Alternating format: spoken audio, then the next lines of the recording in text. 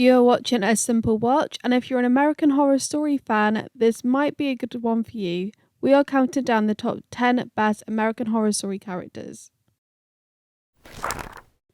American Horror Story and its best characters counted down from 10 down to 1. Our number 10 spot goes to Cordelia Good from Coven, which was series 3 of American Horror Story.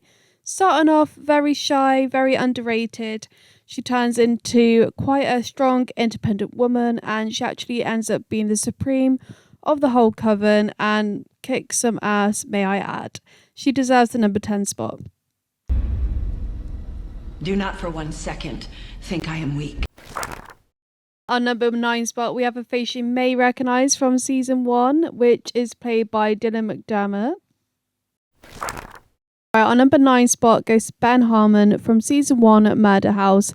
I do feel like overall his character was very underrated. I know he's very unlikable at the start. At the end of the day, he just wants to do the best for his family and he made a mistake. We know that doesn't go quite to plan, but I do think his character's dark and I like the way he is with Tay and Vivian and also Violet, and I like how it turns out in the end with him. I'm not his father. You know it, and I know it. At our number 8 spot, we have Sister Mary Eunice from season 2, Asylum. She's very underrated. What I love about her is that she's very innocent and sweet at the start. She gets possessed and I won't spoil it, but... Please. You know you called me in here just so you can undress me with your eyes. Recognize who's on number 7 spot yet?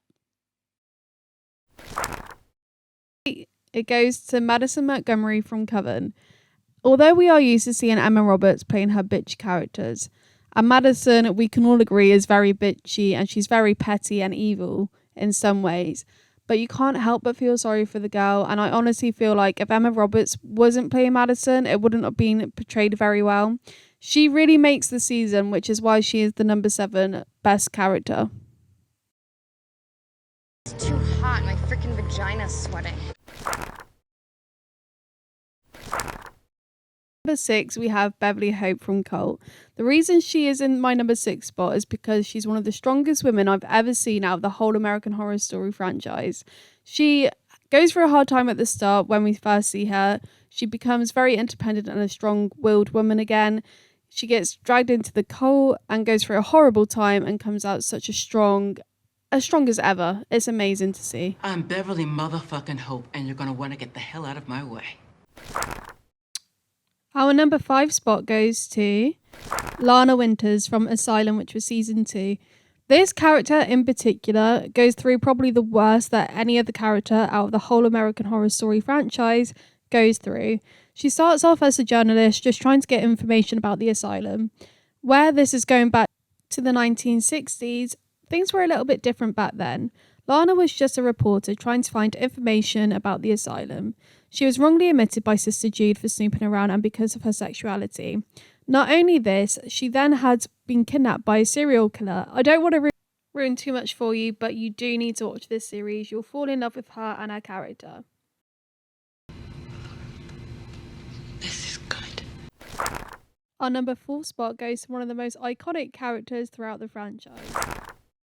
That's right, at number 4 we have Marie Laveau from Coven season 3. Marie Laveau was actually a real person back in the 1800s.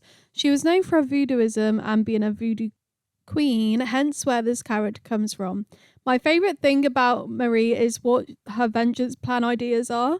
What she did to Madame Daphne Lalaurie was just pure evil. Let's face it, any Angela Bassett characters are going to be right up there in the hot spot. I absolutely love her and she did amazing in the series. Well, the next needle I use will put a hole in your heart. Are you ready to find out that number 3 spot? That's right, we have Constance Langdon at number 3, which was Murder House Series 1. Of course, Jessica Lange had to be in the top 3. She is iconic and we absolutely love her. But the role she plays as Constance is very twisted, but I love it. She comes across as a sweet old lady, but we all know how dark and twisted she really is. She is obsessed with trying to keep her family and her children close. Even though we know she is an absolute terrible mother, she does try her best to become a good mother after she knows what she's done wrong. Is Violet home? I'd like to hand these to her personally. I'm a sucker for penance. Number 2 spot goes to, that's right, Kai Anderson from Cult. The reason he is not my number 1 spot is because I think a lot of people would disagree with me if I put Kai above our number 1 spot. But the fact that Evan Peters went through so much stress and depression just trying to get this character right, he definitely deserves to be in the top 3.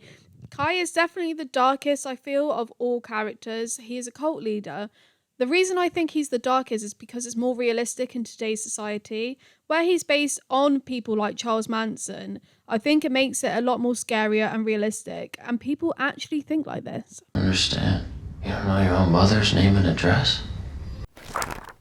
1 spot goes to, that's right, Tate Langdon, Murder House, Season 1. Can you see now why I was so torn between Kai and Tate, who deserve that number 1 spot?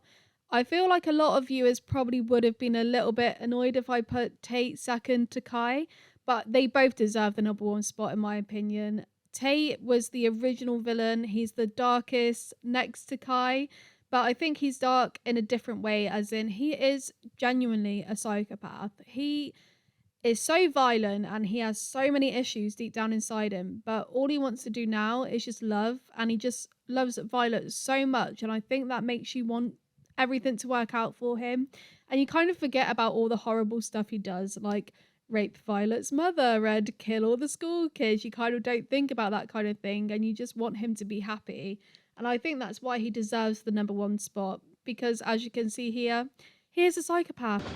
Do you believe in ghosts? Can't all be shit, right? Guys, thank you so much for watching. If you do like this kind of content, please remember to like and subscribe, and we will see you next time.